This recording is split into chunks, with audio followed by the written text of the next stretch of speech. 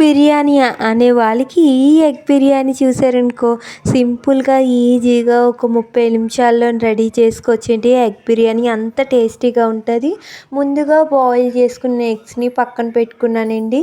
చాలా సింపుల్గా ఉల్లిపాయలు, పచ్చిమిర్చి, కొత్తిమీర, ఓల్డ్ గరం మసాలా, అల్లం వెల్లుల్లి, రైస్ ఉంటే చాలండి ఈ ఎగ్ బిర్యానీ చేసుకోవచ్చు. అంత సింపుల్గా ఉంటుంది.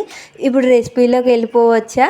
ముందు తవాలోని కొంచెం ఆయిల్ వేసుకొని ఎగ్స్ ఇలాగ ఫ్రై చేసుకోవాలండి. కొద్దిగా పసుపుని వేసుకొని బాగా వేగిన తర్వాత పక్కన పెట్టుకొని ఆ తర్వాత ఓల్డ్ గరం మసాలా వేసిన తర్వాత పచ్చిమిర్చి, ఉల్లిపాయలు బాగా వేపుకోవాలి.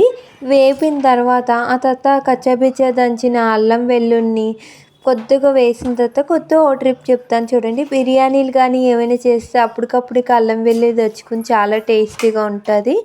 ఆ తర్వాత కొంచెం మసాలాలు, ఉప్పు, కారం, పసుపు ఇవన్నీ వేసి బాగా వేపిన తర్వాత కొత్తిమీరని వేసి ఒక 2 గ్లాసులు వాటర్ వేసుకొని ఎగ్స్ని ఇలాగ 15 నిమిషాలు రైస్ని ఇలా కుక్ చేసుకుని ఇలా కుక్ అవుతుంది.